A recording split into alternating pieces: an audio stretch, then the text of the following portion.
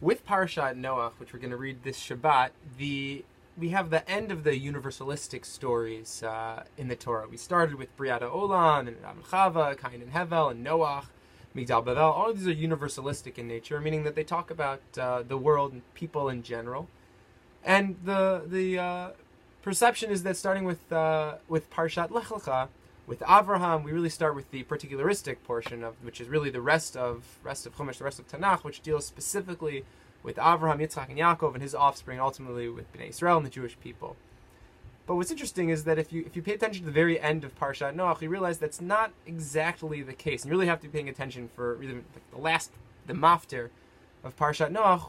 We actually have a little bit of a particularistic story there, even before we get to Parshat Lech Lecha. And in this story, the end of Parshat Noach, we were introduced to Terach, the father of Avraham, and we learned that actually before Avram went towards Eretz Canaan, Terach actually went first. And the Torah says that he went, but he ended up stopping off in the city of Haran, and he ended up dying there.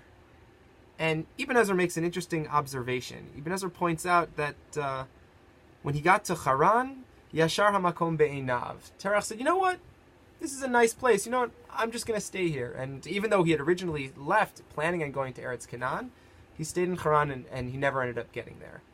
And it's an interesting thought experiment to sort of think about what would Jewish history have looked like if Terach actually had made it all the way to Eretz Canaan. Would Terach now be one of the Avot? Would have Terach, Avram, Yitzchak, and Yaakov? You know, who knows? You have no idea what possibly could have happened if Terach had decided, you know, I'm not going to stay in Haran. I'm going to go all the way there, all the way into Eretz Canaan.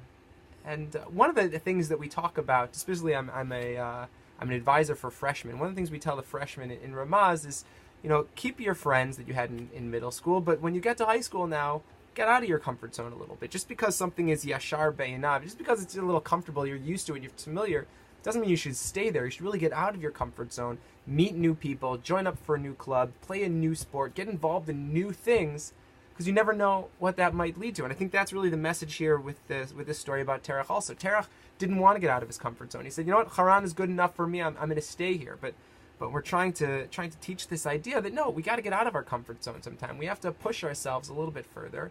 And, you know, it's amazing what we could see, what we can accomplish. Avraham went the extra mile. Avram went all the way. He left his comfort zone. He went into Eretz Canaan. And ultimately, you know, we know what happens with Avraham Avinu. And so we're still at the beginning. We're still at the very end of Chodesh Tishrei, about to begin the next Mar Cheshvan. So it's important for us to think about, you know, what are areas that I can get out of my comfort zone a little bit, not be like Terach, but be like Avraham, and really get out of my comfort zone, really push myself and see what amazing things I can accomplish if I just go that extra mile, get a little bit out of my comfort zone, really explore new ideas. Everyone, have a Shabbat Shalom.